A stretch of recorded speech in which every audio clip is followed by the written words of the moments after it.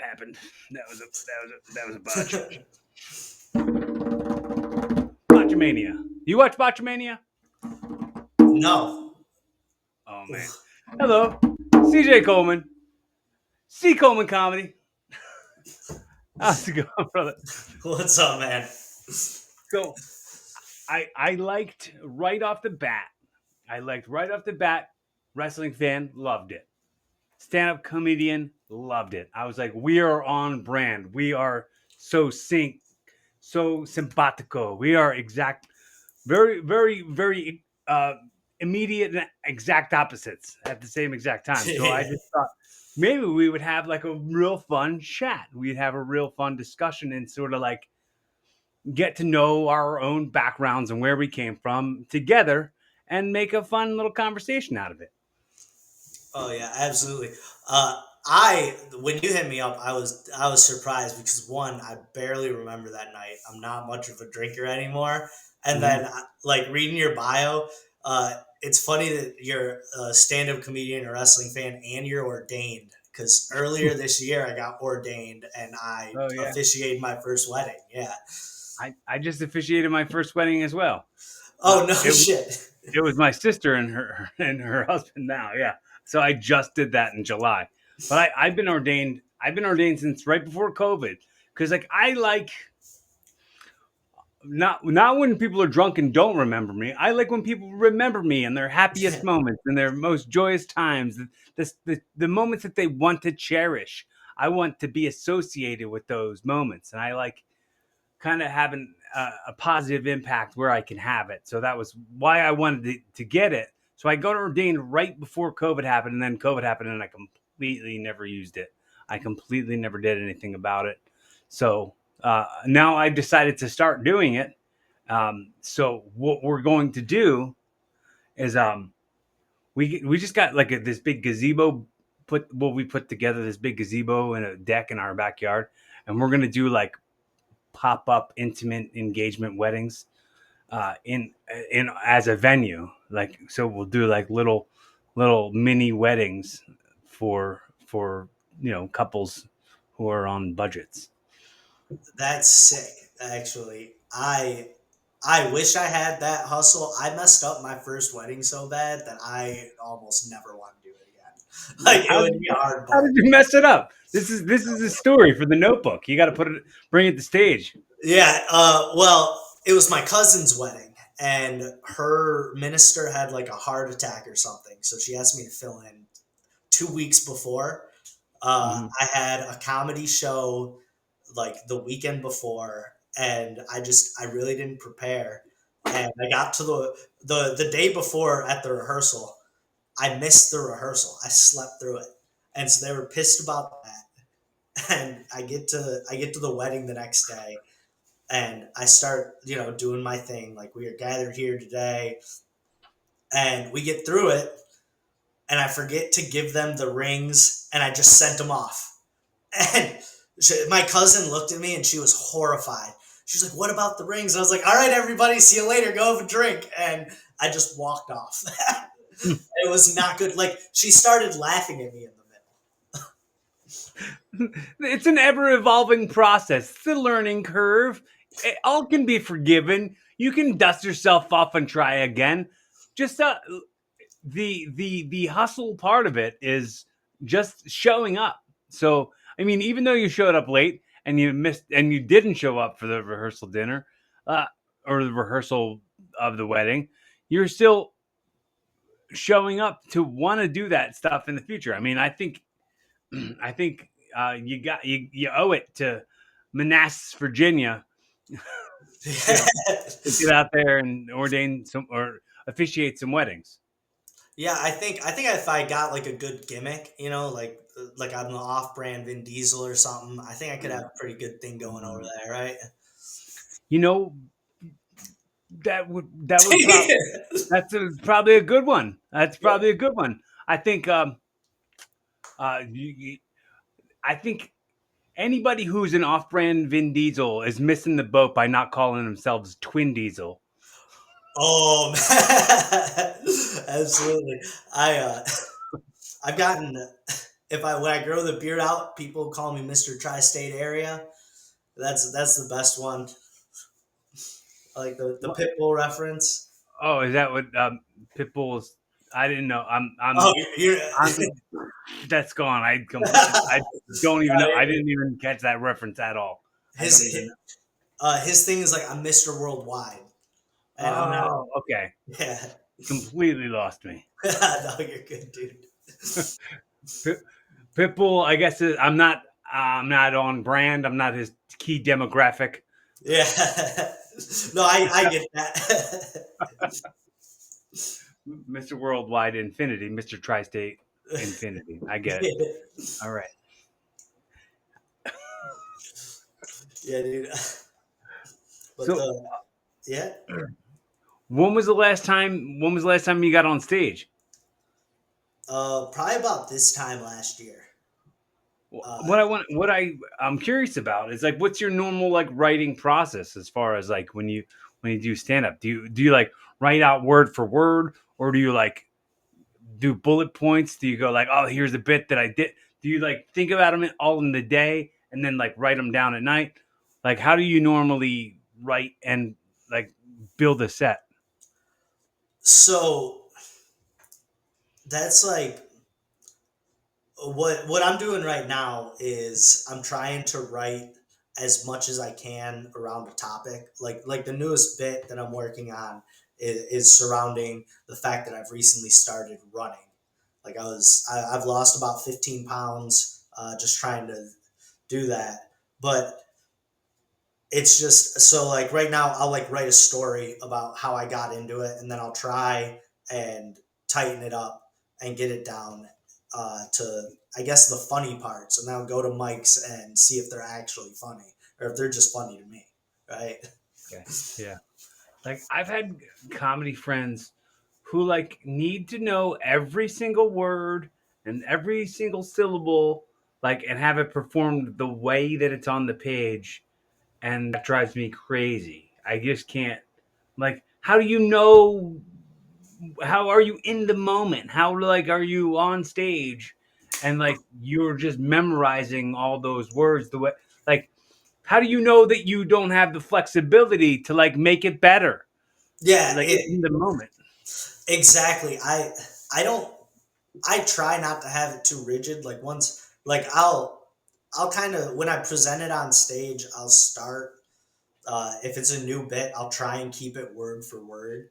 And then once I start having it down, I'll put bullet points like this is how it starts, this is how it ends, and then I'll try and add my own attitude to that as it goes because it's easier to add emotion after the fact, right? Yeah, yeah. Like I think that should be like the way a lot of people write movies. That should be a lot like the way that people write television episodes. Like it's like, all right, well, here's the bones of it, and here's where I'm filling that stuff in. Yeah, there's actually a really good show that does it. Have you ever seen The League? It's about fantasy football. I've watched it, but I'm not such a big football fan that I would understand most of the references. But you know, I'm a huge fan of a lot of the people that are on that show. Yeah. Well, that's like apparently most of the show is it like improv. Like Hmm. they have the idea and then they just go in and they shoot the episode and they're all just coming off the top. And I like that form of comedy the most. I think it's the most authentic and you get the best laughs when you do it like that. Hmm. Hmm. I agree. That's I think what like the whole in the beginning of Always Sunny was kind of that way. Yes, Always Sunny. Yep. Yeah, like that and have you watched the new season? Have you been watching the new episodes of It's Always Sunny? I so yes, and I always catch up eventually. I haven't seen any of this new season, but I was on. Oh, I don't know. I think like season. I want to say like 19 last time I watched it, maybe Mhm. 20. I don't know where they left off, so I don't want to be way out to lunch with with my estimate of seasons. I don't want to tell you a Right. season that doesn't exist. Yeah, dude, I can't. go a day without quoting episodes of It's Always Sunny. I'd say that I saw somebody the other day come into work with like a Nightman Cometh shirt, Yeah. and I was like, bro, that's my heart. I sing those songs all the time. No one ever knows what I'm talking about, but that's okay. A lot of people don't ever know what I'm talking about anything I'm doing. Yeah, it's perfectly fine. I love Charlie's my favorite character. Charlie, I think, is like me dumbed down. Uh, Mhm. like at my core form, I am Charlie. I am digging around in dumpsters, killing rats, just doing Killing Charlie her. work. Yeah. What was the Christmas special when he was like, "We would bash the dog, we would bash the dog, like God, baby, hey, hey, hey, hey," and we bash the dog. Oh man, I actually quoted Charlie today about yeah, with what do you think? Jobs just grow on jobbies anywhere you like. Like I was going yeah, off at work about that. yeah. Like we'll go down to the job store where jobs grow on jobbies. Yeah, yeah,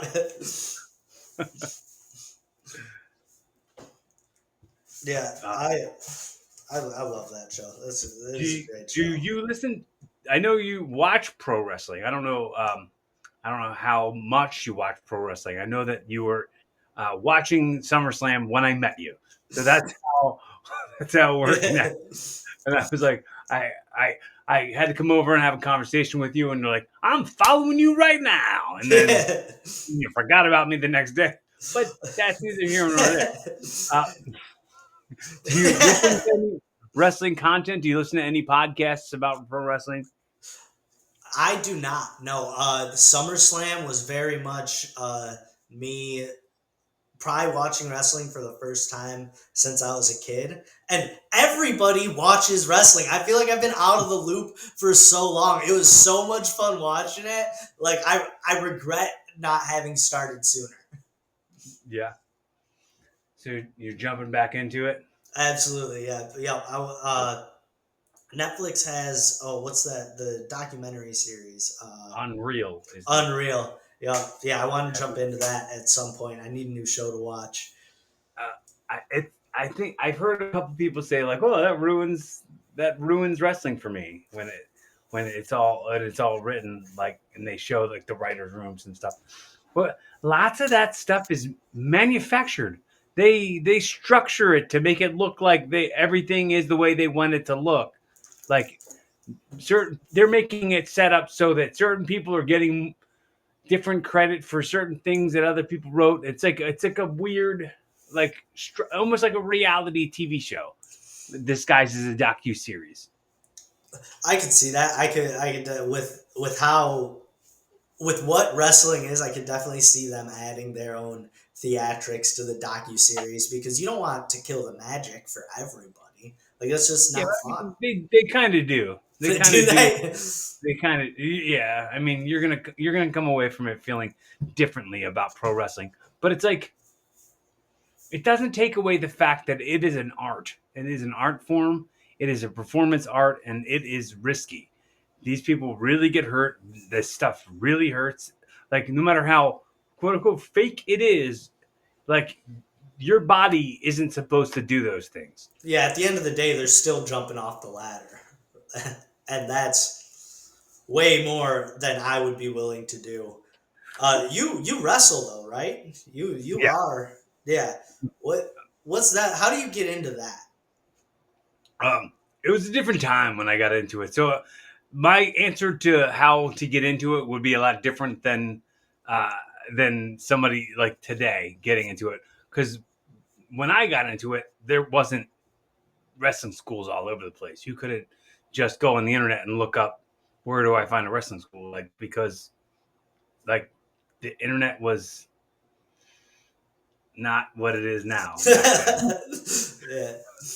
I mean, it was like AOL free trial discs back then. Yeah. Do so so you probably got into it like because I watched that show Heel on HBO. Heels, yeah, yeah. Was that is that kind of Is that kind of similar to like how you did it? Like it was just some like I didn't watch the promotion? show. Oh Didn't no, didn't watch the show. No, it's on Netflix though, right? HBO. Okay, I don't have HBO anymore. Oh man, all right. But Solid show if you ever get the chance. You know, um, but I I think the situation as far as how you get into it and how I got into it back then was, yeah, and even the generation before me was way far more protected than the generation that I got into it. The Like it was kind of like you got to know somebody who like knows somebody who like knows somebody. It was back then, but before my generation, that's the way it was. When I got into it, this is going to make me sound very old when I say this. Um, there was an advertisement in the newspaper. oh wow, it wasn't There was carved into a tablet. It was in the newspaper. there was an ad in the newspaper that was like, check this place out. They're training kids. And at the time, I was a kid. I was 14 years old. And and they were like, they were in the ad, they had like these it was like an article, not even an ad. It was an article. They were like, oh look, uh, local local pro wrestler is like giving his some of his knowledge to the youth of the area, and I was like, I'm of the area. And then like me and my friends went, and this guy who was like a I'm not, I don't even say his name. I don't even give him the press because I don't want him taking any amount of credit. But this guy was he was a dropout of the Monster Factory. Have you ever heard of the Monster Factory? No. So that's like one of the most famous pro wrestling schools that has ever been around. It's still around now, run in Ballsboro, New Jersey. But he was this guy. There was two guys. They were a tag team, and they were dropouts from the Monster Factory that lived in the town I'm from. I lived in Bucks County back then, so built they built a ring, of bad ring, of not a very good ring at all. They built a ring inside of like an auto body shop, and then they were just getting high and drunk, and like having like letting kids come in and like do whatever they wanted to do that they saw on TV, like be pretty much backyard wrestlers in front of them, where they were high and drunk, and then they would like hurt us on They purpose. started a kiddie fight club. That's what it Kind of, sounds yeah, kind of, yeah, like. and and um You and should then sue. You should sue Cobra Kai. They definitely stole your story, dude. yeah, yeah, they're like, oh yeah, just basically be backyard wrestlers or whatever you want to do, and then I met people there who left there and went to the CZW school, Combat Zone Wrestling, and that was based at that time in Mantua, New Jersey. And then uh, my best man at my wedding next year when I get married, my best friend, he took me. I met him at the dropout school, and then he went on to go get trained at the CCW, and then I went with him, and Okay. that's kind of how I got started off, and that was 25 years ago. So it was a whole different world that we're living in. That's pretty cool that you guys like. So you had to go to Jersey to train to do that. That's pretty sick. Like, Yeah, yeah. uh, I guess you don't take into account like the experiences that the internet takes away. Where you're like, okay, yeah, I'm leaving home to pursue this passion, right? Like I that. mean, well, it was like a. I was still in high school. I was still in middle school. It was I would go to wrestling practice on Tuesday, Wednesday, Thursdays, and then still like I would go to school, and then I'd come home from school, and I'd go to the wrestling school, and then I'd work my job the other days of the week, and I worked at a laser tag place, an arcade in Ben Salem. Okay, that's the sickest job in the world. You got to play laser tag all day for free, and you went and wrestled, bro. Well, I didn't get to play laser tag all day. I had to work still. Yeah, okay, but eventually the place closes and you're playing laser tag. Don't lie to me. Don't BS the BSer. So, what's like, have you ever been injured doing this wrestling stuff?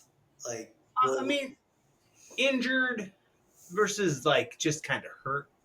Yeah, I've been hurt lots and lots of times. I never been knock on wood. I've never been like very injured where I can't like do things. Like I've never like I don't even like saying it out loud. I don't okay, even like you don't saying have to. I don't like saying out loud like, "Well, I've never like broken my arm or like my leg," right? Like it's something I've never done, and I'm okay with it. Like that's Yeah, I don't yeah, know, you don't want oh that my either. god, Yeah.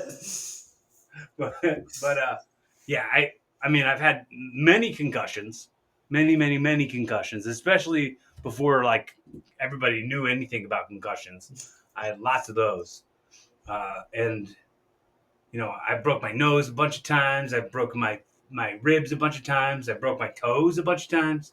Like I broke my thumbs. I broke both my thumbs at one point. Um, but all stuff I could easily live with. Yeah. Not easily, but for me, like I hold myself on a different level than I think like everybody else as far as like my pain thresholds and things like that. Like, cause like Mhm. I don't think anybody I'm gonna reword the way I'm trying to say that. It's unlike anybody else, like as far as like what I'm conditioned and calloused to kind of like tolerate or Yeah. accept.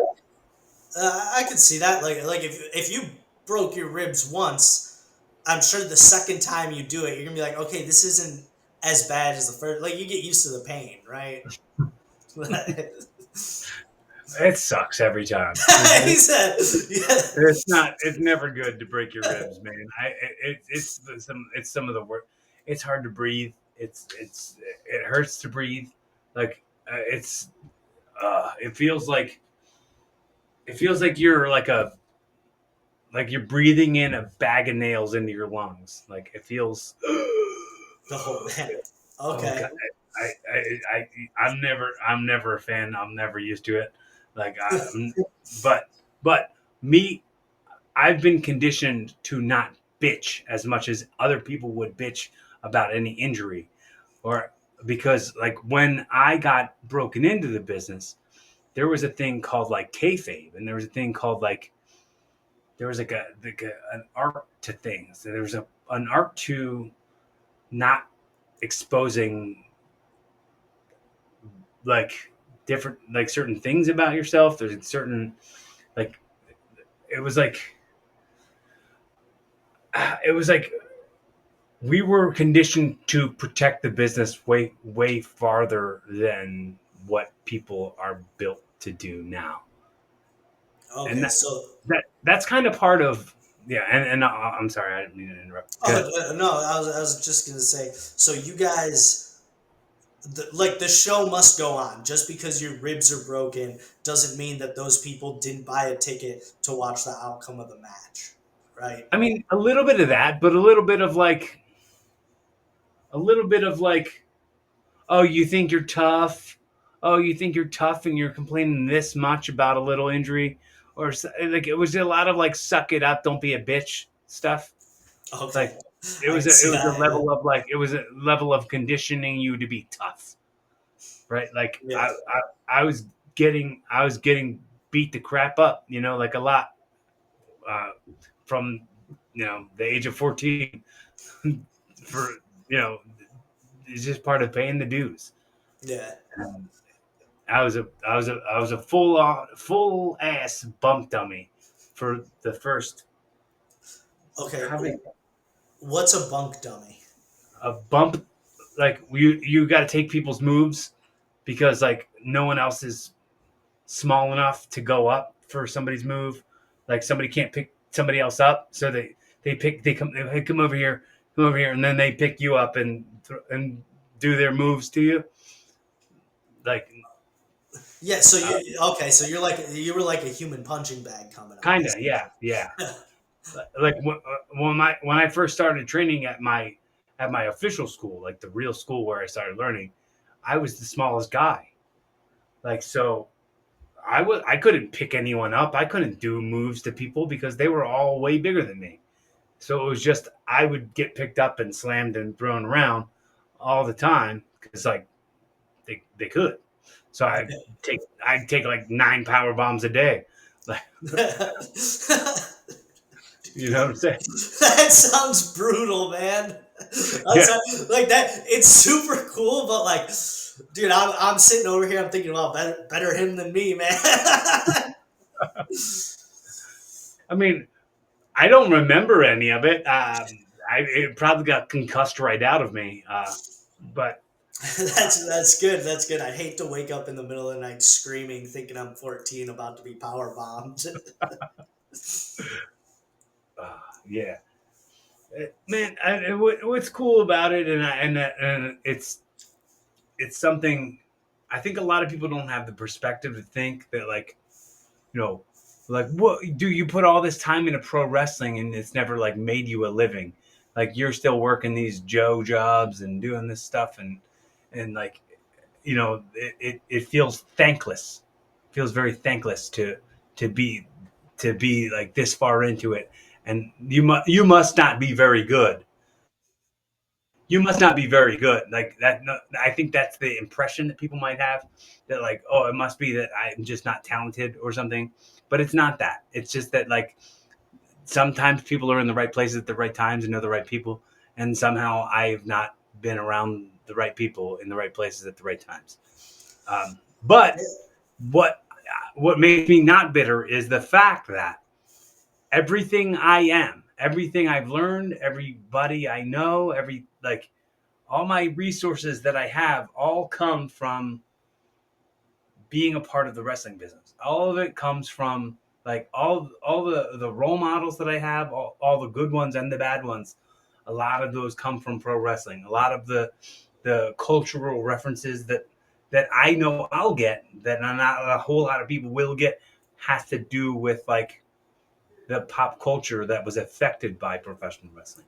A lot a lot of who I am and what I do is is shaped and sculpted through the lens of professional wrestling. Yeah, and I think that's like a really good mentality to have because, like in especially now, everybody feels like you can't have hobbies or you can't enjoy doing something without monetizing it. And like you said, it like yeah, you didn't make it big, but you have all these resources and all these like cool stories about wrestling and coming up in the business that other people aren't going to have. And the people who tell you that, like, oh well, you must not be very good because you haven't made it, they're also the people who have never tried to get out of their comfort zone once in their life. I There's this guy, and I actually just ran into him the other day.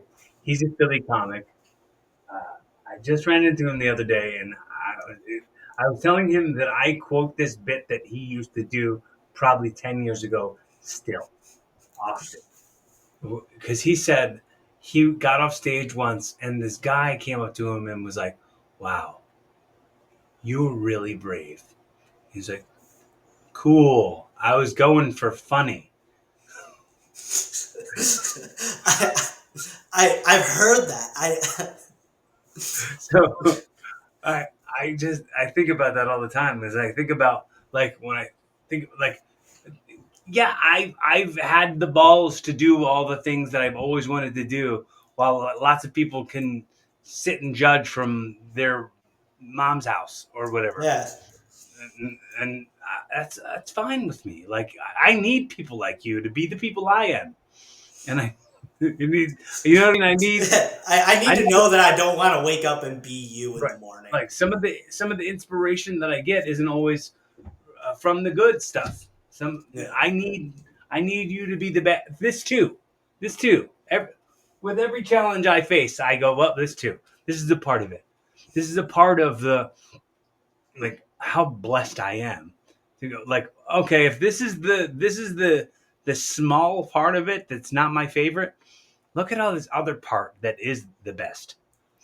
It's so great. Yeah, Like, I'm dude, I'm marrying my best friend. You know what I mean? I found exactly what I want, and it's only gotten better. Like, we met, and um, you know, I liked her and stuff, but like I wasn't like crazy about her at first. But, like, the more and more I know her, the more and more, like, I watch how the person I am affects the person that she is, and that makes me love her even more. I love her more because I see my effect that I've had on her. It's a really cool effect. yeah. Getting to watch you two, getting to like grow with somebody is uh it's cool. I probably shouldn't speak. I haven't had a long term girlfriend in ages, bro. I've been in a dry spell so long. My parents are asking me if I'm gay. Like Well, it's nuts. I mean, that's a valid question. Like we don't care if you bring them over. I'm like I'm not. Leave me alone.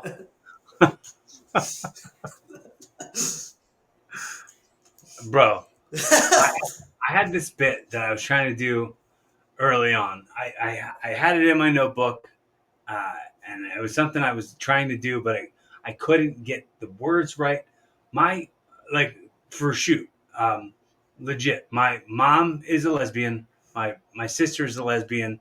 My brother's gay. Oh yeah, my sister's wife is a lesbian, and then there's me and my straight sister. Me and my sister are the only straight ones. And I was trying to say, in my family growing up, you had to come out as straight. Yeah. You, like, had to sit the family down. Listen, I know this is going to sound hard, and it's really hard for me to say. It's harder for me to say than it is for you to hear. But I like girls. But I never got it to work. Um, but I did do a bit similar to it that was getting reactions. I gave up on it. But I was saying, I said, like, oh, I grew up in this house with, with this background, and uh, I was taught to accept people more than to just tolerate them. Tolerating people was never a thing for me. Uh, it's just accept people for what they are. My mom, my lesbian mom, my gay brother, my lesbian sister, her wife, they all hate my girlfriend because she's a vegan. Where's the acceptance? Yeah. That was an old bit, but Uh, it would get a little pop.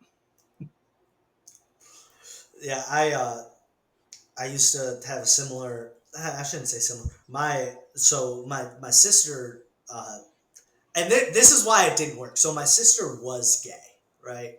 I Mhm. always say I'll be like, "Yo, my sister was gay." They'll be like, "Was," and I, my sister ended up dying when I was like younger. But it would usually be like, "Yeah, the conversion camp didn't work." And it just never went as good as I thought it would in my head. Mhm. People don't like when you bring up that shit. Like, You'd be like, yeah, like, my parents sent her to one of those camps where they pray the gay away. Uh, they prayed a lot. She died though. She's not gay anymore though. she's not, For sure, not gay anymore. for sure. She's not a lesbian. I I also had to stop because I thought my stepmom would be very upset if she ever heard the joke. I was like, maybe not. My parents are. I did a bit about my stepmom that I know she heard, and I'm upset about that. Yeah. but I got over it. I got over it pretty quickly. Dude, see that? I think. because the last time I did comedy, right, I did an open mic, but I went back to Michigan for the open mic, and my whole family popped out. Mhm. And by the end of it, I thought they were gonna start praying around me. Like I thought, like I fucked up so bad. My whole set was about like taking acid and like just doing natural kid shit, and my grandma's in the crowd. And like they just all looked so disappointed in me, and my dad just started drinking right there. I did a bit, and I really I felt bad about it. I did two bits that were about blowjobs in front of my mom, and and she was like, I did not like that. Like she told me straight up that she didn't. I'm like, yeah, it's not for you. I don't know. I But don't know. you've never gotten a blowjob No, before. it wasn't for you. Like it was Yeah. for the audience to laugh, not for you. Yeah. But let me say that also. Then going into saying that I like to work clean now. I don't do jokes about blowjobs. It's not my favorite because when I'm watching comedy, any jokes that are like very sexual in nature, it makes me uncomfortable. And that makes me uncomfortable to hear other comedians say that, of course, I'm thinking there's going to be other people who are made uncomfortable by a joke I'm making about that type of thing. And I definitely get that because while I don't necessarily it's kind of like I have blinders on when I do it, but when I'm like sitting there at a mic or at a show and one of the guys is like just going on about beating off, I'm like, bro, we get it. Like, we get that you're in your room at night. Like, we don't want to hear it for 5 minutes. Whacking it. Yeah. But I don't, I haven't learned how to make that, I guess, I haven't learned how to make the transition from making dick jokes to being like, oh, this is an actual joke that like I could tell at a birthday party if I wanted to. Hmm. Yeah. So when do you think you're going to get back up on stage now? You said it's been like a year. Yeah. I'd like to do it within the next 3 months. Uh, I think I kind of like I said, I didn't like a lot of my old stuff. It was kind of raunchy. It wasn't uh, who who I am and who I was portraying on stage didn't always align as much as I'd like. So yeah, in the short of it's in 3 months, I'd like to have a solid 5 minute set to go up and start doing mics again, start building up. Do you is the scene you're in the DC scene? Yeah, DC, like Northern Virginia. The good mics are in DC, and if I'm feeling froggy, I'll drive to DC. But I try and stick to Northern Virginia. I'm curious about that. I don't know any scene besides the Philly scene. Like I mean maybe like Philly, Delaware, New Jersey scene. You know what I mean? Like I've done a little New York, a little bit of New York here and there, but a lot of that is like bringer stuff. A Yeah, lot of pay to play shit, and I've I've paid enough. yeah, I feel that. I did a bringer in New York as well.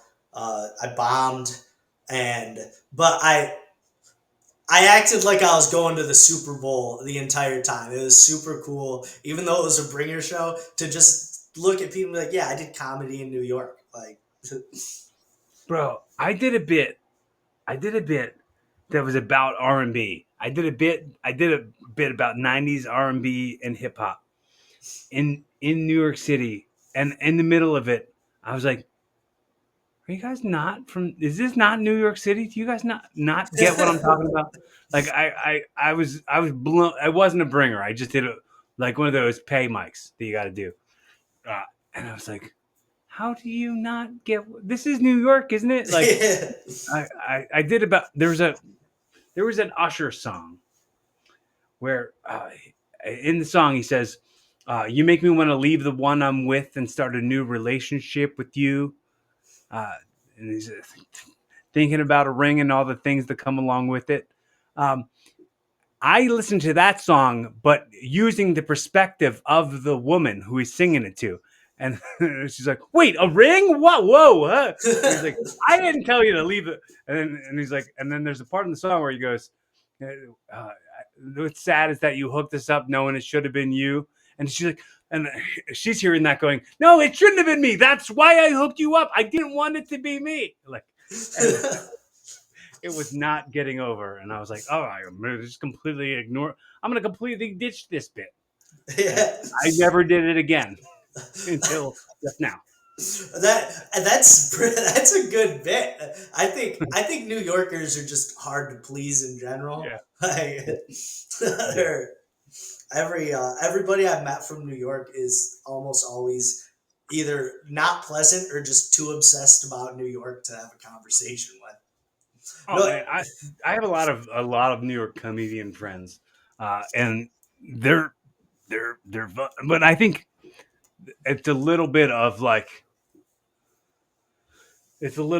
like the wrestling fandom, a little bit of the marking out sort of situation over the fact that like I'm in the comedy scene and also in the wrestling scene. So like it's like there's a lot of parallels. It's very similar.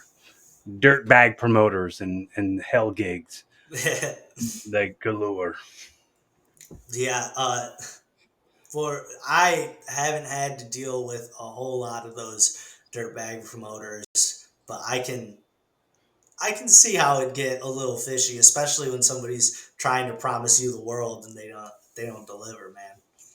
Well, it's a little bit of like underselling you. Like they're going like, "Oh yeah, but like why should I pay you when I can get this person who's going to do it for nothing?"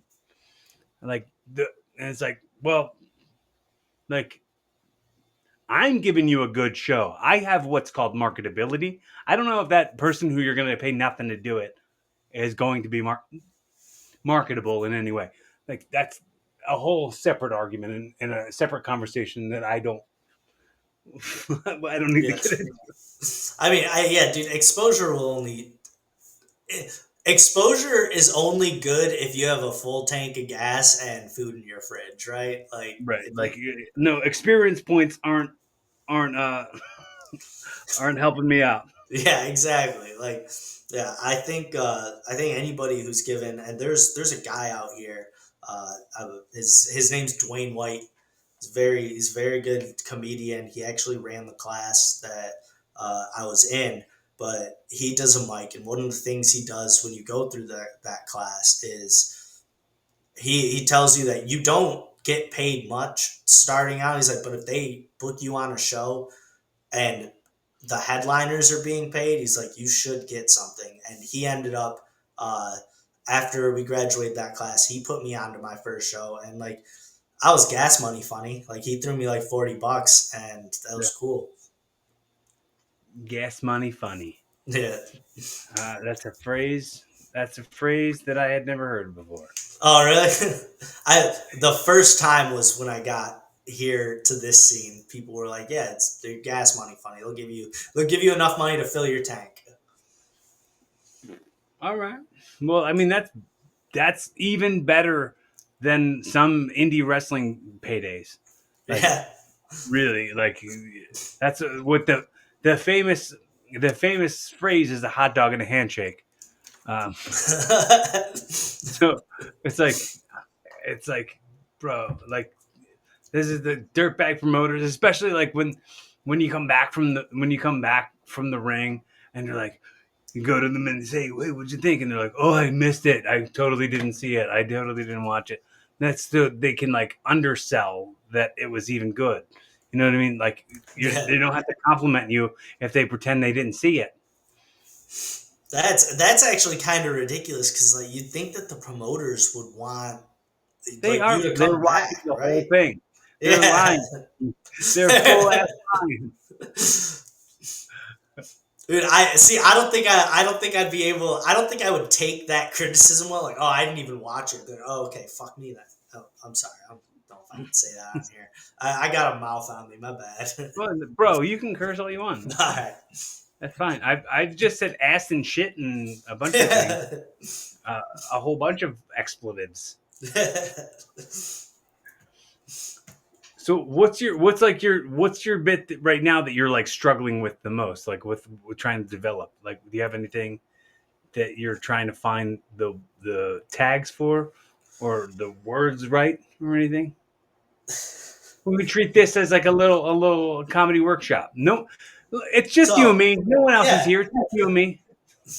So I started this. I don't. I I I want to take all my old shit, basically burn it. Like I haven't looked at any of my old material. I want a clean slate. So like I wrote this a couple days ago, and it's in the story portion. And it's like I've been lying to everybody. I'm usually a real honest person, but I can't escape the lie. The truth is that I hate running. I've never liked it, but I keep doing it. I'm so deep in the lie that I have runner friends, and I keep paying other people to let me run in places that any other weekend it would be free to run at. All to keep Hmm. up the lie that I run. And I'm so deep into this lie that I actually had to start running. And like now I have running friends, and all my running friends are these Asian dudes who don't age. They're all like 35 with kids, and they look 20, and I'm just this fat bald 20-year old like hanging out with them. And like I do trail runs. I do this thing called Ragnar, right? And the first one I did was last March, and now I'm kind of getting in the story because I really don't have a whole lot, but like this is this is the bones of what I want to write about. Like, and but we do this Ragnar run, and all runners have like gear, right? Like they show up and they have like the basketball one armband for some reason, and some of them will have like Does that leg do anything? sleeves. I'm not fast enough to A, wear a it yet. compression So compression sleeve? yeah, like I don't think it does anything. If you wear too much of it, you just look hurt. Like you look like you shouldn't be running. Like there's an art to looking good with the compression sleeves But on. it kind of looks like the Jeff Hardy when he would put the stockings on his arms. Yeah. And so, but like my first time there, like since I'm bald, instead I don't like sweat normal. Like your sweat gets caught in your hair. I just condensate like a bottle of pop that's been out for too long. Oh, you say pop. Soda, Coke, whatever, whatever you want to call it, man. And so I'm wearing this bandana, right? And I'm coming in, and it's the last loop, and I had to stop wearing the bandana after this because when I came in, everybody got inspired. They're they're like, oh my god, he did all this and he's on chemo. I just and I fed into it. I was like, yeah, I'm gonna die, and that's that. That's really all I have about it. But like, no shit, those guys have actually made me run so much this year, and I've never once liked running. I just don't want to be fat, tell right? me, tell me if this works, because I have kind of a bit I wrote about this, but I've never done it. And if you can turn this into something and use it, please do. Uh, I think okay. I've been saying this for a while, but if somebody organizes a run, if they organize it, they get all the sponsors together, they set up the times for all the racers to be there, like they're really into the idea of it, but they don't they're not in the race themselves. Do they still get to say they run a race?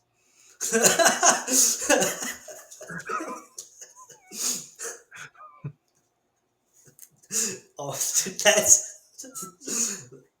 that's such a bad dad joke.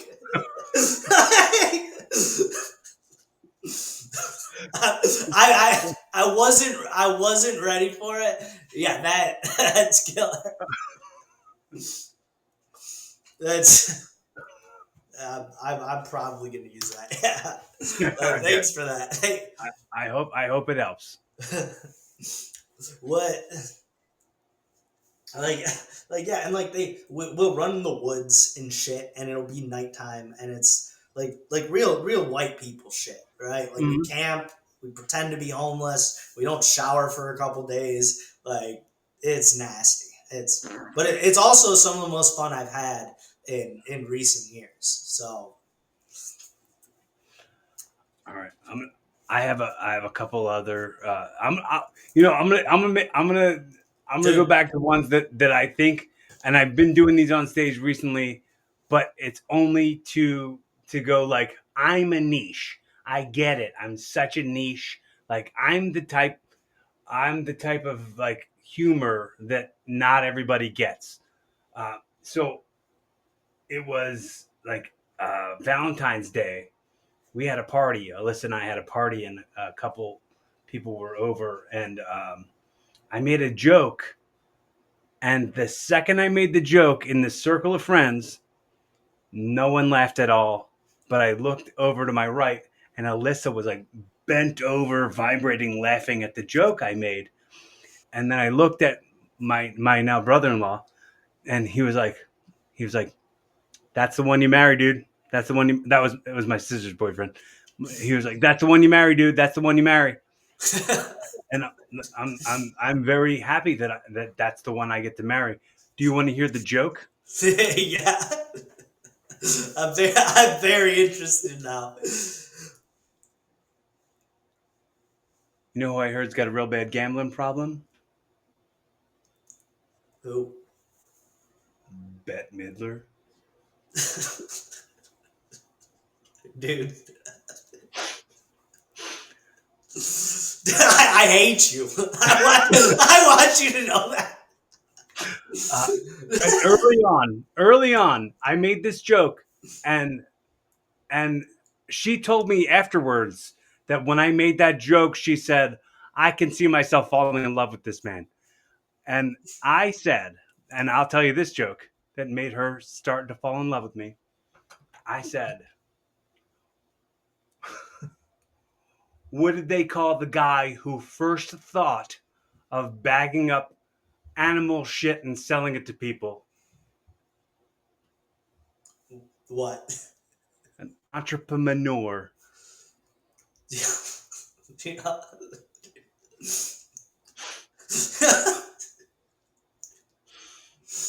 I'm And I'm and so that's happy what. she loves you. That there's nothing. Yes, that is love. That is.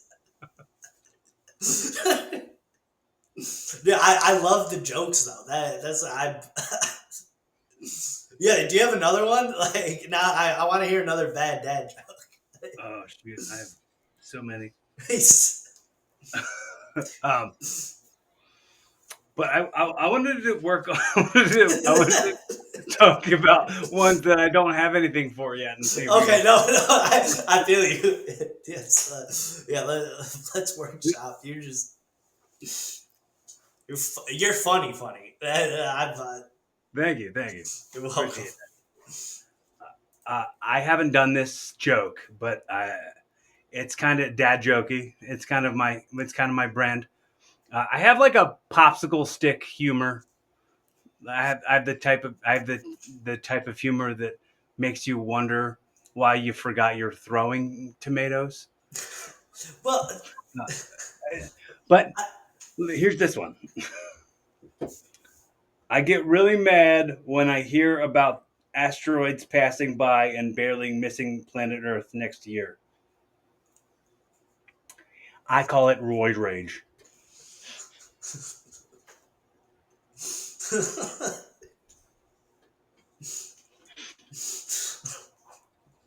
Roy Ray. Asteroids. Yeah, I know. Yeah. You didn't get that far. Asteroids. If you keep that last part in there, you're like, asteroids. Like, that's the one. That's oh, dude. I get really upset when I hear people talk about when they say something and I'm like, what? And they're like, oh, I was just talking out loud. All talking is talking out loud. You were thinking out loud. Like it's like it's a very like observational Jerry Springer humor or Jerry Seinfeld humor to be like, what's the deal with people talking out loud? Like,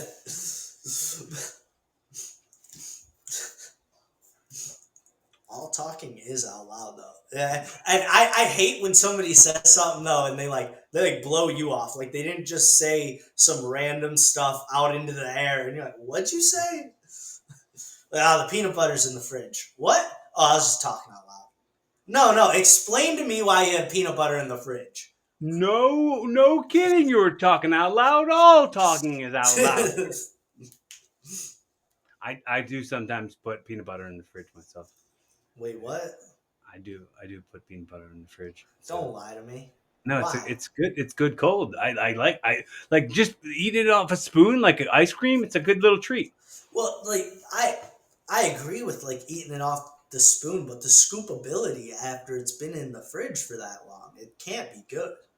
You gotta be confident in your forearm strength. You gotta You gotta you have gotta that you flick of the wrist gotta, down you and just gotta have that's like flick of the wrist. there's little weights that like just Yeah. the little pitchers. That- you're training just to eat your cold Yeah, steak. you say your prayers and eat your vitamins and your frozen peanut butter. Well, it's not frozen. It's just cold. It's like it's not that bad. All No, right. I could see it being phenomenal, like life changing even to eat peanut butter straight out of a cold jar. But like I can also see it being quite the forearm workout trying to scoop it up. Yeah. Yeah. Well, some people are gifted. Yeah, you're clearly built different. Um, this joke, I wrote it and I told it on podcast, but I've never done it on stage. But I said, I think giving your opinion should be adjusted. I think giving your opinion on something should be adjusted for inflation. That's just my 22 cents. Like that. So I have I have like Google Docs open with like casual stuff. I have notes in my phone. This is one that I wrote when I was high. It said read later. But it's a list of things you can say to your Tinder date and also your little brother. Mm. How many things are on that list? Oh, more more than I'd like to admit. The first one is, it was great hanging out with you tonight, bro. We should definitely do this in a couple years. Again, in a couple years. Get out of my room. Why are you still here? Mom, make this bitch leave. And then I think the things you can say to a Tinder date and also your little brother. I think that's something I can work with. Maybe not that exact list. But that's an interesting combo.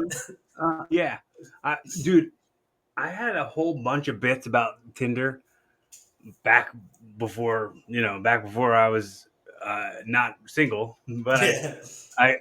I did a whole bit about like there's just certain people think they're way more interesting than they actually are. Uh, it cracks me up when like somebody will have themselves with like holding a baby in their on their profile, and then in the little captions writes "not my baby." And it's like your phone has a camera on it. You can take any picture of you with anything besides a baby. It's like oh, or like they have a picture of them with a guitar, and they're like, Like, not my guitar. I don't play guitar. It's like, use any other picture.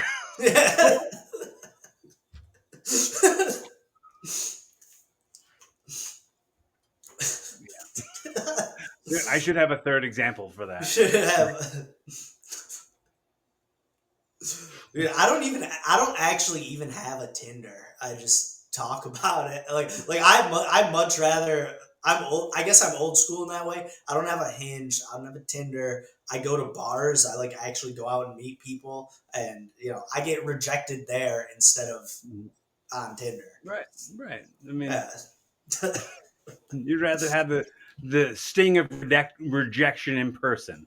Exactly, because like two weeks and nobody likes you on Tinder, that's a different type of hurt than just going to the bar and striking out 6 times in Right. a night. It's a left swipe IRL. Yeah.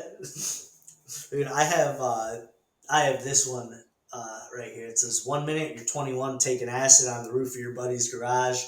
The next you're ripping 3 milligram Zins and drinking a non-alcoholic beer. Where did the time go? I don't know. Can you explain to me the allure of Zin? I've never had it. I've never tried it. I see people with it at the bars that I work at. I don't get it. I don't understand. I mean, it's like gum, but it's got cigarettes inside of it. What? I It's like cigarette gum? No. it's like if chewing tobacco had a baby with I don't know, like with like a packet of sugar, right? Like imagine that like you took a packet of sugar and it was just filled with nicotine and you could just throw it in your gum, right? And I like the Zins because it keeps me from like smoking cigarettes or vaping. I think vaping, like I'm nuts. I think vaping is worse for you than cigarettes. You're gonna get radioactive cancer. Like you're gonna be all sorts of fucked up. This is just a thing I've been throwing around. I didn't put it in the book, but it's something I've been throwing around. Uh, I, I see people using them too often, and I'm saying, "Hey, man, you can't do that around here." Like, what? I said, be a serial vapist. Get out of here. You can't do that in this town. They'll put you on the list. uh, I see. Like, yeah, and I'm also like kind of crazy because I think there's something in the vapes, like anything that makes you act like a crackhead that isn't crack. Like, you probably shouldn't be smoking. I mean, shouldn't don't smoke crack. Like don't take this as your like green light to go and do that. No, I, CJ clearly gave me a free pass to go do. It's better than vape. Like, look at I, the Hunter Biden interview. I would have just stuck with the vape, but he made such a good point for crack. But like, I think I really do think it's like nothing should be that convenient and that good. I see when people lose their vapes, they just freak out. They start picking up couch cushions, like asking you to move and shit. All the trust goes out Yeah, the window. Like, dude. I I I've owned two vapes, and I've had them probably for a year each. I don't do it. I have it. Like, I'll use it every once in a while. I have one in my truck and I have one in my dresser, and like I pull them out every couple months, yeah. and it's like only if I feel like do it. I'm not hooked on it. Like, See, it's completely not a problem. that's good. Yeah, one of my I just like the cherry flavor. It's nice. yeah, I wish that I had never started with nicotine products. Nicotine is like one of the banes to my existence. I hate that I have to go and like buy this thing all the time.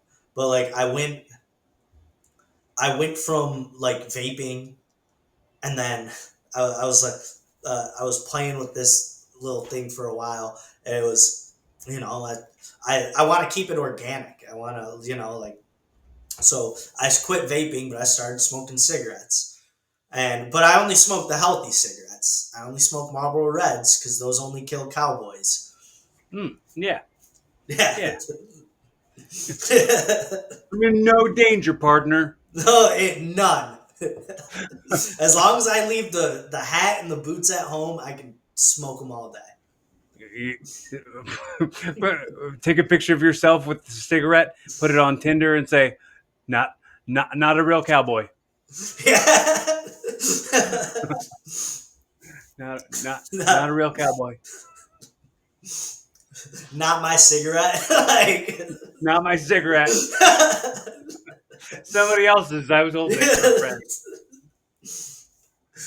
dude, dude, Oh, dude, this is a bit. I've been thinking about this for years, and I never said it out loud to anybody. This is the first time I'm ever talking about this. But you know how, like, when you're at a funeral and like someone talks or like gives their like does a eulogy or like reads something out of a book, and then they get up and they walk away, and nobody claps. That feels worse than the sad for being at a funeral. Does it not? I don't. Do you want them to clap for Like, you? yeah, yeah. Are you trying to make a funeral about Expert you? eulogy. You're so good. That took a lot of balls. Encore, encore. Have him do another one. Like, I, I think if they clapped, I'd be like, More story. "Are you?" Well, that's how I feel when people are like, like post on Facebook that they're like, "Oh, my mom died." Like, do I like that? Like, am I supposed to slap that like button? I don't want to hit the care little hug. I don't. That feels like too weird. Like Yeah, dude. I don't want to it's send you a sincere. heart. Like, I don't want to send you a heart and have you be in my DMs later. Like, what's up? Be like later on they'll be like, look, you didn't even reach out when my mom died. Yeah, but I sent you a little heart I care emoji. That's not enough. What more do you want from us, man?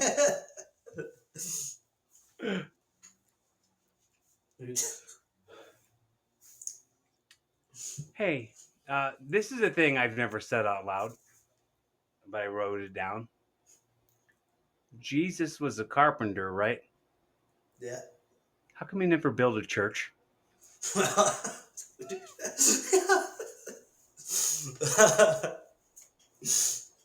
that's yo.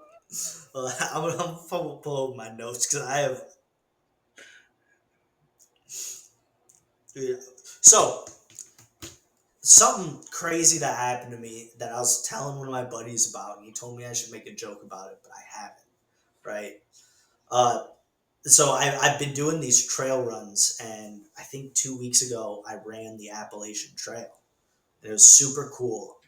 But like, I have a dog, and I love my dog, and I've had this dog sitter for about a year. Uh, I can I came home after running. I ran like 14 miles in the mountains, and the first thing I see is that my balcony is all fucked up. It looks like a tornado came through. Like, everything's thrown to one side. And I was like, "Oh, what the fuck?" And I so I walk into my apartment, and my dog sitter has taken it upon herself to remove all things that were in my cabinets and put them on the counters. She opened my fridge and took all the groceries out and put them on my little kitchen island. Like, everything that was in the kitchen was now on the counter, because she was smoking meth. She was treating my apartment like a trap house. And like, Hmm. I'm not bullshitting you. Like, this is literally happened to me a couple weeks ago. And so I came in, and my apartment's fucking trash. And it was real nice. and I didn't know that she was like on drugs. And I walk in, I'm like, yo, what are you doing? She goes, oh, I'm cleaning. And I was like, what are you cleaning? She's like, everything. And I was like, it wasn't a mess until you made the mess. Everything that's out was once inside of the cabinets. Hmm. And she was like, don't worry, I'll fix it. And I was like, no, you can't fit. Like, I'm home now. Like, you have to leave. And she was going on about how she like brought people over, like just random people she met. And she was like, well, I think one of them was a vampire. Hmm. I was like, what? And she's like, yeah, it was like 3 a.m. She missed her train. I brought her back, and then she wouldn't leave. And I just think she was a vampire. And there was garlic all over my house. Like, there was garlic in my washing machine. Like, and finally I was like, yo, you need to leave. Like, you have to get out. And so she left, and I don't know. I think it's a funny, like, shitty situation, but I Yeah. also like, I don't know how I want to deal with, the meth heads in my apartment, right? Maybe she's just an actor. She's studying for a vampire movie, and she's a method actor. She she's like, oh man. Yeah. Yeah. That was so, I don't.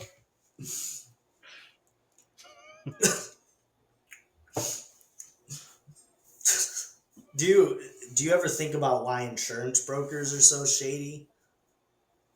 Like, Insurance brokers? yeah, like people who sell you insurance. Oh, yeah. No, I don't think. I mean, no, I haven't I thought about that. if I don't know. It says good premise. Why are insurance brokers so shady? But like, I wrote that because nobody explained to me how insurance works, and I ended up with like a fuck ton of medical bills because I have insurance. I was like, oh, insurance pays the medical bills, and no, they only pay some of it, which would be nice before I go to to know before I go to the doctors. Like, I don't Right. want like, and like I just switched my car insurance, and I was like, hey, uh, I want full coverage. They're like, well, full coverage is like a blanket term. They're like, there's a bunch of different things you can have to have full coverage, and it's like, well, what's gonna give me a car back if somebody totals this? How about you just give me that amount of coverage? But Mhm. I just feel like people who sell insurance, they're always like beating around the bush. They never give you like a straight deal. Kind of like the shady wrestling promoters. Yeah, yeah. It's like they. it's like, it's like think about that scene from Tommy Boy. He's like, "Oh, why'd they put a guarantee on the box? Because they knew they sold you guaranteed piece of shit. You want me to take a shit in the box? I'll do it. I got time." Yeah.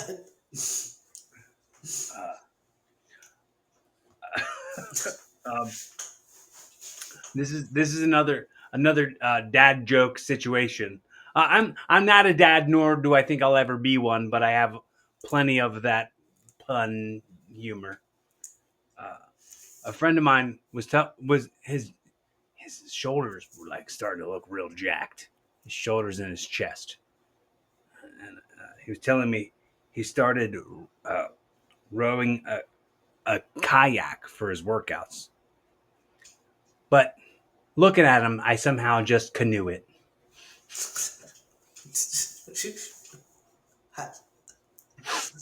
Why No. does your brain work like that, dude? It's wordplay, man. Well, I'm a big. I love wordplay. Like, I listen to a lot of like rap, and like my favorite artists are the ones who play with words. Lil Wayne. I like Chance the Rapper a lot because he plays with words, dude. One of the best that I think to ever do it, and he's a comedian, is Donald Glover. Oh Childish yeah, Gambino. oh yeah, yeah. He's the best, man. I've never, I haven't jumped into a whole lot of listening to his music, but I love his comedy. He's really funny. Oh, I I love his comedy. I found him as a rapper first. If there's a song to like, if you listen to one song by him, let it be Freaks and Geeks, and that'll make you a fan. I promise. All right. Because he's just a nerd who rapping about I love his cool bit shit. about I love his bit the about Kix cereal. Remember that bit? He's like, Yeah. Kix is like the hand job of cereals. It's like this is good, but you know what I really want. I love that bit. Um, I wrote this other bit. I've done it on stage just like two or three times here and there, but it's also uh, ties into what we were just talking about. Uh, what do you call two people who are singing a song at each other while also spraying each other with a hose at the same time? What? A duet.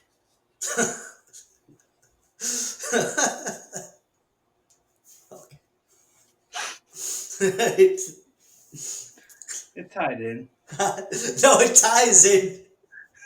Ties in.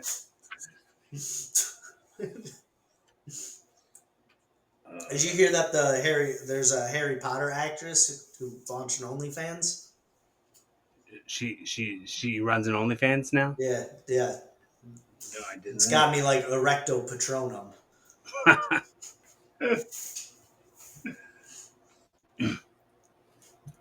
Did you know there's a website that you can go to if your thing is that you can only get off to the sound of rain?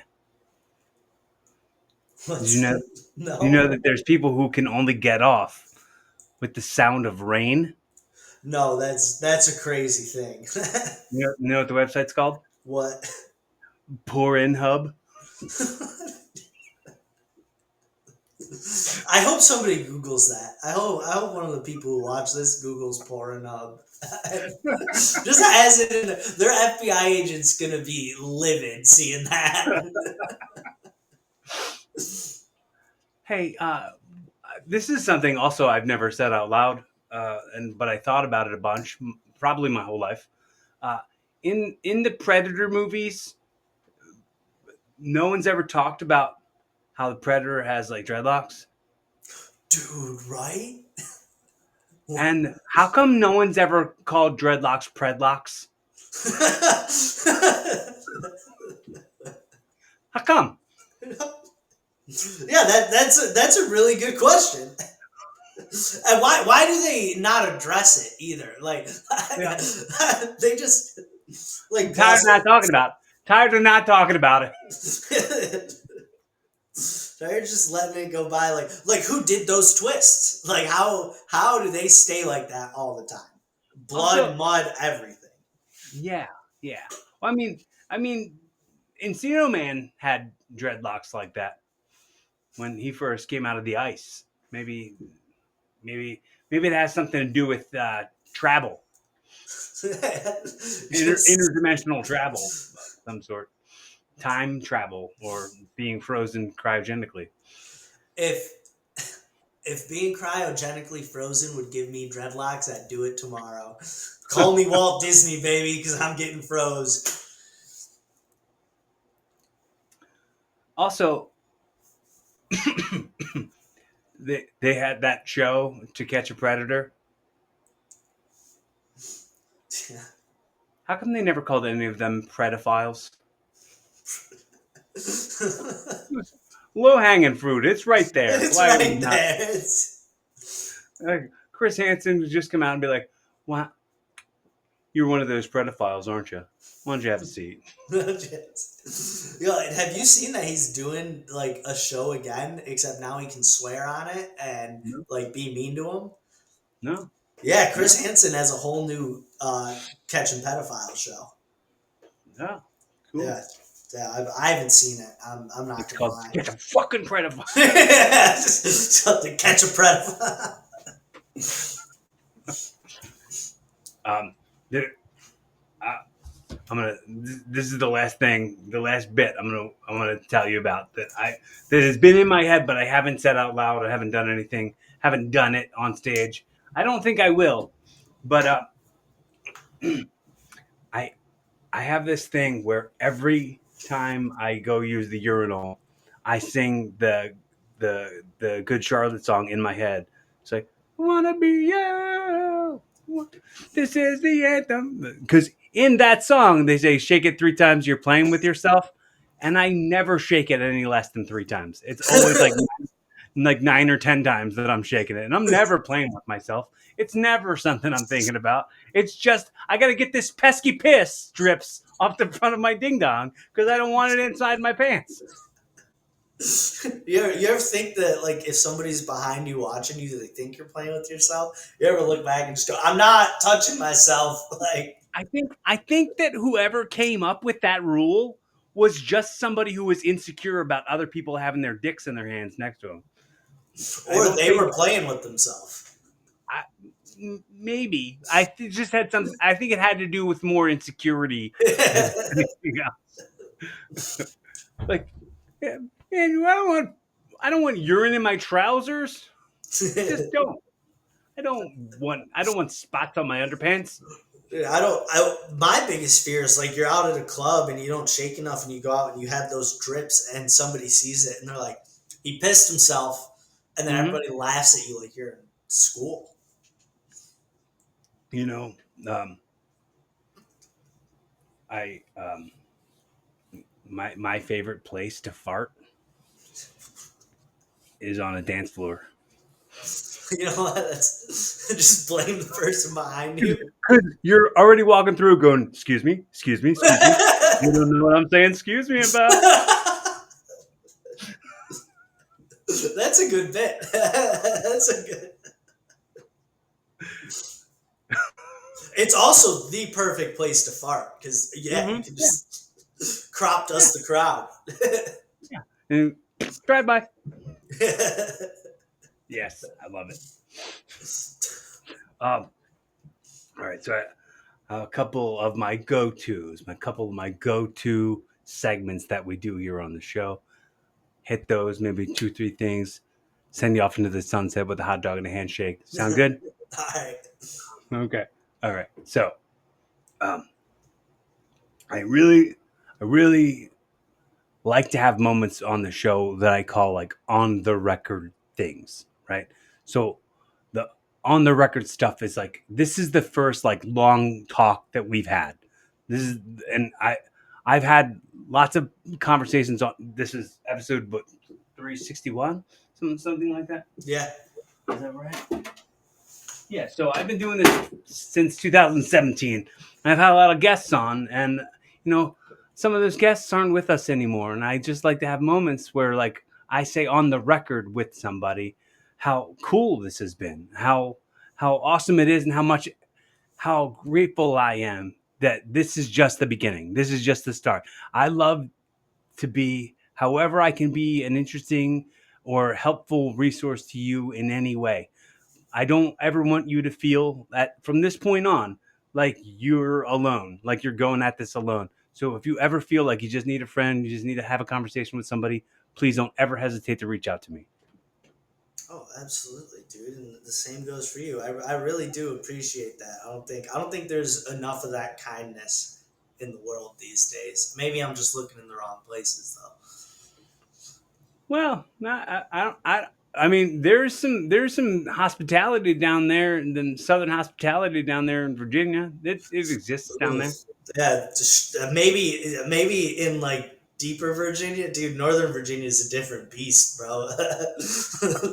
Hey, I did some research on Manassas, Virginia. And that's where you live in, right? Yup, yep. I I actually used to wrestle in Manassas, Virginia, for a company called Kaida Pro, um, back in like 2008, probably. So it was a very very long time ago. And Virginia is one of those states where you have to have a pro wrestling license. Like you have to be a licensed pro wrestler to perform in Virginia. Do you have to take like Um, a test? Is there like you a? just have you just have to pay $40, like for Oh, okay. it's just a scam. Either it's just some stupid scam. But did you know? And I'm sure you do know because you live there. That that John and Lorena Bobbitt were that whole news story of the guy having his penis cut off from his wife and thrown into the woods, like That right was there in Manassas, Virginia. you're shitting me. That no way. Yeah, yeah. They have a whole new documentary on Peacock. I just watched it like the day after we met. And then I was like, oh, I want to make sure I say this to you on the record because it's freaking interesting, and I don't know if you know it, and now you can't not know it. No, I've not only did I not know that, nobody's ever brought that up around here before. And I've heard some crazy stuff about this area that, and like, I've only been out here for about 2 years now. And the fact that nobody's ever, even at mics, I feel like somebody would be like, oh, yeah, and that dude got his dick cut off a couple years ago. Or like, Yeah. Well, maybe it was so long ago because it was like early '90s. I think it was that long ago that like nobody. It's just out of the zeitgeist of Manassas. I just feel like it should like I don't want him to bring it up in like the first conversation I've met somebody, but if you lived here your whole life, I feel like that's some information that you should Mhm. share with somebody like two or three conversations into meeting them. Like be careful out there. The girls are Inter- crazy. Interesting story about Manassas, Virginia. Like it just, Yeah. I want to know the most interesting part. You gotta be careful on those Tinder dates because John and Lorraine Bobbitt. Like, So, with with that stuff being said, and also like going back to just saying like how good this has been, how pleasant this has been, and how much I appreciate it. And it's awesome that it's just the beginning. I love that like we're friends now, and that's oh, right. Like if nothing else comes from this podcast and this conversation, it's that we're friends now, and that's really cool. Um, with that being said, if you have anything that you'd like to ask me, here's your chance to ask me on the record, and I'll answer you as sincerely as I can.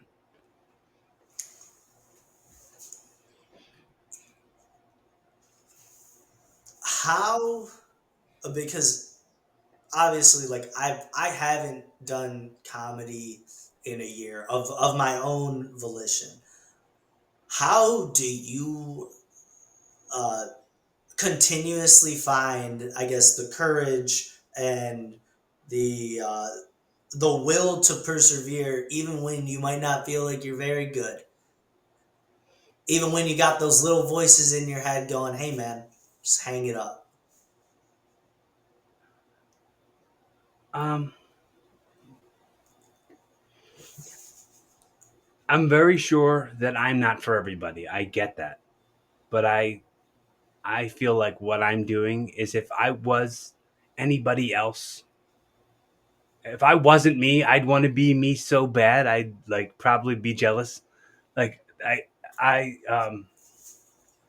it's I'm living the type of life that I always wished that I had, and I just want to be that inspiration to somebody else that other people were for me. You know, like if it doesn't exist in the world, make it exist. And that's kind of how I feel about like the impacts I make on people's lives and the impact I make on my own life as far as like making things happen and like you know uh, I don't know if you heard the story about what the drum's all about. No, It's about consistency, man. It's about continuing to beat your drum the way you beat it, and like don't let anybody change you. Really, like be authentically yourself, and that's why I take that to the ring with me. That's why I beat the drum before the matches because it's sacred to me. It says like I'm gonna keep on showing up the way I show up, and the way I show up might be different next time because I'll be better next time, and that's what I want everybody to want. Uh, Cree, I want everybody to want the happiness and the joy that I've got. I want that for you. Everybody deserves that. That's kind of the way I feel about it. That if that answers your question. very. Yes, it very much so does. Uh, I feel similar at times because like you know, it's very easy for me to look like I've spent all year thinking about going back on stage every day and just trying to figure figure out what exactly I wanted out of it, or like, and like the thought goes through your mind: Am I delusional? Is this something like am I delusional for thinking that of all the people that it's gonna be me? And like also it's like, but why not me, right? Like why is it not gonna be, or why not you? Why not, right? Like Bro, nobody else in the world is you. Like exactly. nobody else has got your voice, no one's got your perspective. That's why I say I know I'm not for everybody, but I know I'm for me. And if I know I'm for me, other people are gonna like what I got too. You know, like Yeah. other people like all the other things I like too. The why not also like what I like? This is why I'll promote it to everybody to like get a platform like this. Like have your own. It's not even like this at this moment is something that's blowing up and going crazy and people are binging it and like consuming what I'm doing, but that doesn't mean I'm gonna stop doing it. And the point that I always make is about like people talk themselves out of starting podcasts or YouTube shows by going like everybody's got a podcast, everybody's doing it, but nobody everybody else who's doing it isn't you. None of those people are you at all, and there's plenty of room, there's plenty of space, and there's plenty of people who could be inspired by something that you say or do. The funny thing is, like when we first started talking today, you said you inspired me. I'm gonna start doing comedy again, and I was like, and, and I didn't, and you didn't even catch this show yet. You didn't even know this podcast. You didn't even know what. But I want that to be something that everybody says.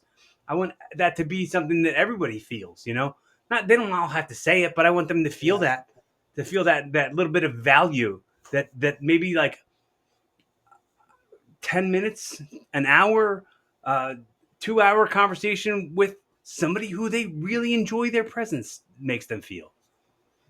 Yeah, and like I did say earlier, like you really did, like the serendipitous. I call it God again. Whatever whoever's listening or whatever you want to call it, that's on you. But like it really was like that message was an answer to something, to a question that I've been asking again for the better part of a year. Do I hang it up or do I sit there? Because I'm afraid of like two things right now. One is waking up one day and never having accomplished the things I set out to accomplish. And the second is waking up one day and never having even tried. And the second scares me so much more. Right? Like that makes sense, right? Should it should yes, Yeah. yes. You are connecting the dots in such an accurate way. Like like you got it, man. Those are the spots, you know, and you know anybody who could hear that and like really feel it. If you can do that in one episode of let's say you start a new podcast and you're doing that and you give that feeling to one person once and like let's say your podcasts, let's say mine for example, I'll put it on Spotify and it'll have 4 downloads for like 2 months. And it's like, oh, okay. If one of those 4 people felt one of those things that I was like authentically myself about, and then they'll pass that on through their day to other people.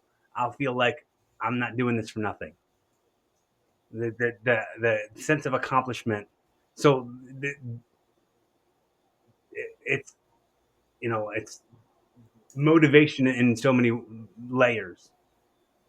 Yeah. There's a Tupac quote that I really like. I love, again, love rap, love classic, like old school, new school, all of it, Dude, even I used shitty to listen to SoundCloud. Tupac so much. I used to listen to so much Tupac when I was a kid.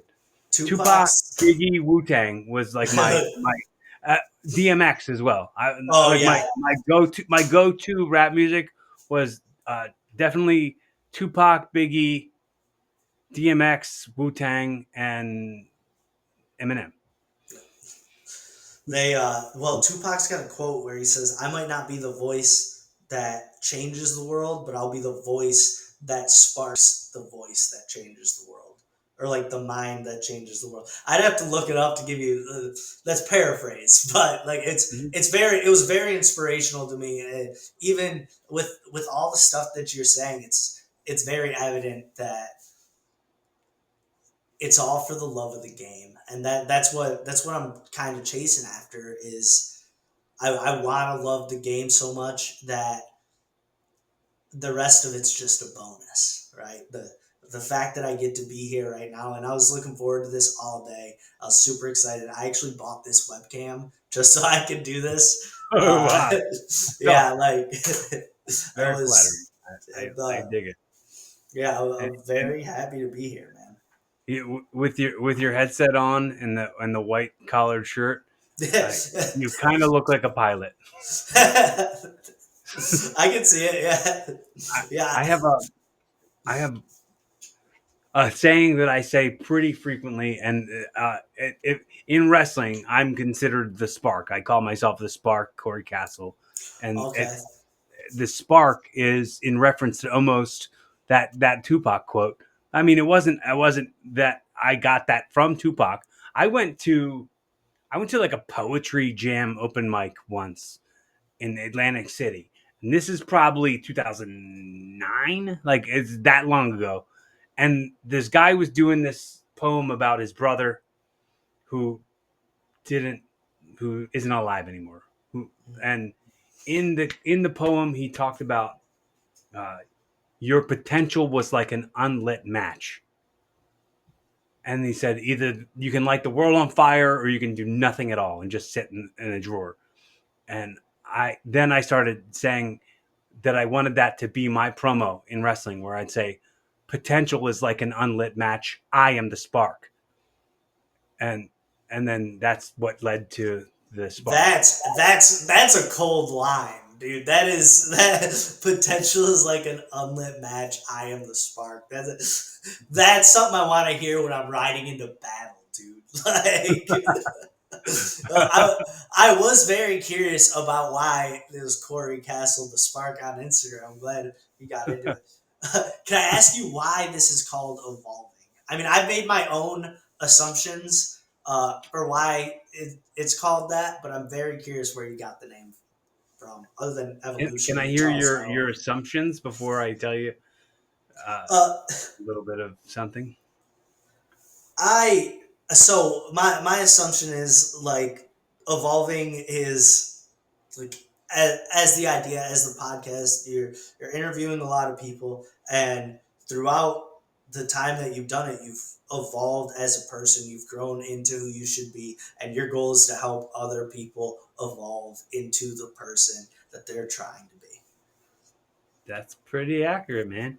I mean, part of it was like when I've told this on the show a couple of times. I'll tell it again. I was part of a panel show, a panel podcast where we had studio time. We only had an hour's worth of time, and we could only talk about pro wrestling. At the time, I was listening to lots of WTF with Mark Maron and a lot of Joe Rogan, a lot of Pete Holmes. You made it weird with Pete Holmes, and Pete Holmes told this story about how he pitched the idea of starting his own podcast to his agent, and his agent like let him explain it to him, and his agent went, "No, that's WTF, Mark Maron. That's what that is." And he's like, "Yeah, but it's me," and that made me go, "That's what I need to do. Like I need to have, yeah, yeah, but it's me. And nobody else is doing what I'm doing. Like, yeah, Joe Rogan has Joe Rogan stuff. Mark Maron has Mark Maron stuff. Pete Holmes has Pete Holmes stuff, all from their perspectives. Nobody's got what I've got. There doesn't exist another person on this planet who's got all of the things that I've got, who can, like, use their voice in this way. And like I started the podcast when I was 33. I'm 41 now. So I can go back and listen to the show from like back then and be like, wow, I was a different version of me back then. These are the kind of problems I had. This is the type of friend I was to people. This is the kind of like stuff that maybe I wasn't so proud of back then, or like, and like just I can listen in to me evolving through the timeline, and I want that for anybody else who's listening, and they can then be inspired to do that themselves. Yeah, I, dude, that's so cool. You said you'd been doing it since 2017, and like to me, like I graduated in 2016, right? Mhm. And to me, it feels like I graduated yesterday. I get it. I've Mm, almost been yeah. out fucking 10 years, but they like the point of why I'm saying all this is I don't have a consistent video stream to be like, no, this was my mindset 10 years ago. And for you, like it's like opening a time capsule. You can look Mhm. back and be like, that's when I started becoming this version of myself, or that's the version of myself that's my least favorite. You know, like Well, I look back on it, man. Like, and I think um, even when I try to look back on my wrestling career pre this podcast, I I was less evolved as a person. Like I was not willing to be vulnerable in front of people. Just kind of like I was talking to you about. Uh, we're so guarded, so protected. Like the business conditioned us to protect things about ourselves and not let people in. Uh, Kayfabe was such a deep thing that was so enrooted in me to like not to almost kayfabe all my own emotions to like hide things, and I feel like I've let those walls down, and I mean I'd want to be I'd want to be somebody in a locker room with somebody like me if I were a young wrestler coming up, or you know I I think about the the little kid version of me and how much they'd look at what I am now and be proud and because go on. No, I want you to finish your thought. I'm sorry. and every once in a while I'll check in and think about that kid and I'll say like, would you be proud? And hear it and be like, hear back their voice, my young voice saying like, hell yeah, hell yes, it is very true. I've always wanted to be the type of man I am now, which I didn't even I until I was in my 30s call myself a man. I would just call myself a dude or a guy. I I, I was not sure I was a man. Like I not that like I was confused about my gender. I just didn't the role of calling myself a man was something I wasn't comfortable with yet. Yeah, I get that. You see people like I always look at my dad like I'm like that's a man. I'm not that.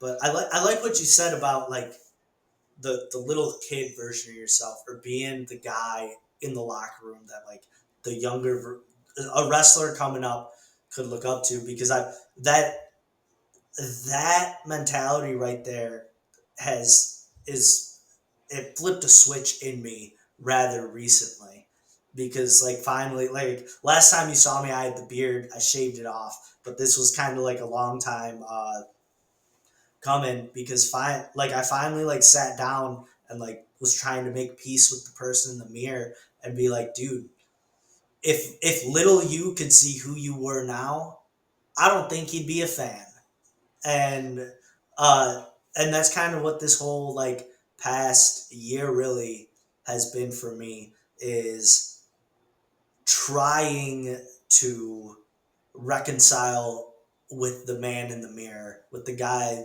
who I got to look at every day for all of my past mistakes and I've been I've been really working towards that because I don't think when I was doing comedy a year ago I was my authentic self. I think I was really trying to have everything uh, that while at the time I thought I deserved it, I can very much see now that I don't deserve shit. I don't need, like, I don't deserve anything to have happened to me other than whatever bad karma I got from the bad stuff that I, that works its way into your life.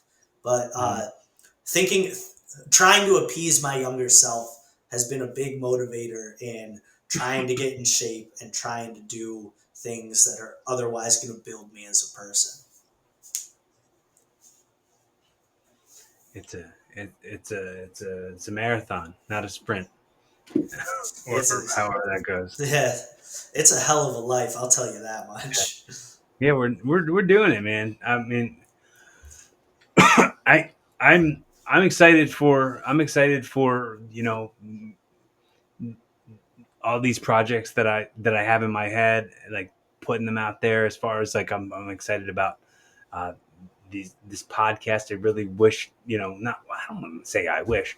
I I see me doing this like big time. Like this is something that I could see being like my full time everyday income. Yeah. Um, I don't know what the how is, but I know that that's what I want. I got to just stay consistent. Yeah, and that's it. It's the consistency, and I've I definitely like seen podcasts, or I did one podcast in Michigan that never got released. I've never talked about it, and one of it wasn't a good experience. It was very rigid, and it was very, everything has to be to this script that we wrote, and we were talking about Detroit sports when the Lions weren't even good, and I was like, and it was like right about football season, and the two people running it ended up getting in a fight, and the episode never ended. You're you're not like that. You're a conversationalist. You like this is Right. fun.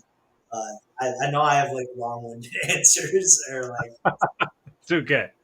I told you before this, I yap, bro.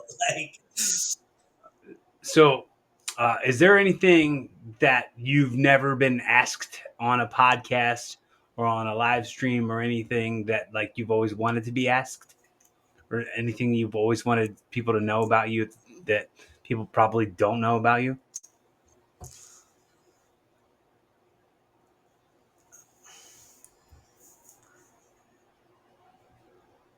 if there's one thing I could say, it's that you're gonna remember me no matter what. Good impression, bad impression. I I'm very good at leaving an impression, and a lot of times it's not the one I want, but I'm gonna make you remember me, and I'm gonna make you remember my name. That's that's fire. That's I hope that doesn't sound too cocky, but I oh, believe that in my soul, man. cocky it up, man. I feel the same way. I All mean, right. I like when when people are accusing me of being too cocky or being too confident, it's because they're not cocky themselves. It's because they're not confident in themselves. Like I told you the story earlier about the guy telling me that I have way better hair than him, and I was like, don't use me as a measuring stick because I have better hair than everybody. I'm like, Yeah. And I hate when people tell me I'm cocky, because there's plenty of stuff that I am not confident about. And there's plenty of stuff that like I look at and I'm in a situation. I'll use like picking up girls at a bar, for example, right? I don't want to go there and not and like hit on a girl and then get rejected. But I'm gonna go there, and I'm gonna have this conversation because it's the only way that I can prove to myself that I can do it. Like, I have to pretend to be confident so that way I can pull the confidence out of me. I do it on stage all the time. I have anxiety up the ass. I hate, like it sucks going up there and having to be in front of people, but if all of a sudden you're there and you have to do it, just get through it. It's so much easier to go through than it is to go around. inspo. So so so hypothetically, let's say hypothetically, I've gifted you this podcast. Uh, in your very first episode, this has never been more appropriate as it is right now. Your pilot episode of in a very Jerry Springer's final thought type of way. How would you wrap this conversation into like the most valuable takeaways and send people home really inspired to be a better version of themselves than they are?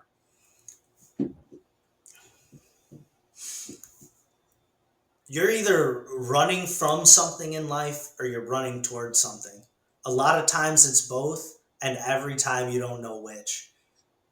But I promise you that life is going to keep coming at you, whether you're on your couch or you're chasing your dreams. So you might as well chase your dreams, because the worst thing that's going to happen is you're going to wake up and go to work tomorrow. Pretty perfect. Pretty perfect. Man. Do you do any impressions at all? Uh, hmm. No, I usually just make them. What do you mean? I usually Oh, just you make an make impressions impression. for people. Not, I get it. I, Not do impressions, make impressions. yeah, I don't think I don't like have any. I think I have a unique voice myself, but I've never used it to like do somebody else's voice. Like sometimes Hmm. I'll, yeah. Well, I mean, like sometimes it's like simple. Like I'll normally the way we wrap it up is normally I'll ask like if somebody has or does any good impressions or whatever their favorite impression is, or like an accent or something. Say what's your favorite voice to do, and I would have them say in that voice. The way we wrap up the show is the tagline: "Be fun, have safe, keep evolving." Do you have a voice in which you'd uh, enjoy doing those lines? I I don't think I'd have one that isn't gonna make me look foolish, but sure, I'll throw it out there. Be fun, have safe, keep evolving. Perfect. Did you think you were going to sound foolish because you were doing like a European? Absolutely, that's about the only thing I can do. Yeah, I mean it's fine. It's totally fine. Feeling foolish is cool. It's the Everybody who's ever been cool was every once in a while foolish. foolish, Look at yeah. look at look at Adam Sandler. Peeing your pants is cool. Yeah, bro. Peeing your pants. This is a bit I've never done, but now that you brought it up, I have to tell you because I'm gonna wrap it up in a second, but I had to tell you about this. People pee in the pool. People pee in Yeah. the ocean. The people who are doing that are consciously peeing their pants in public. Dude, I've never thought about it like that. Holy shit. They are. They really. Yeah, And they don't even admit to it either. You'd be like, why is it warm over here? I don't know. All right. it's probably Yes. a you thing. Yeah. Oh, the current in this pool, sometimes there just get warm spots.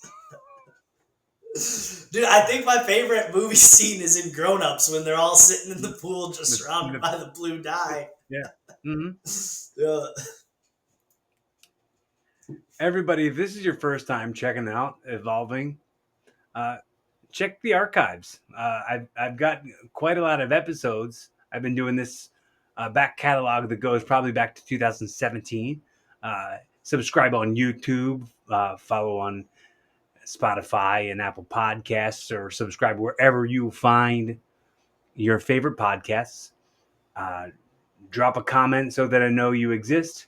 Hit that like button so I also know you exist and interact with us. I'm a real dude. Like if you're ever going through a thing, just like what I was telling the CJ, whenever you're feeling like you're going through a thing, my DMs are wide open, and I'll have a conversation with you about it. And I'm thinking about doing a thing where I have a like a solo. I'm gonna do a solo episode where I'm just answering questions and like giving advice in some way uh, to whoever wants to hear it. So, whatever things you got going on in your head, if you want to ask me about them, feel free to reach out to me. My DMs are wide open. Um, be kind to yourself. Be kind to your neighbors, your surroundings. Be kind to others. Be fun. Have safe. Keep evolving. Show's over.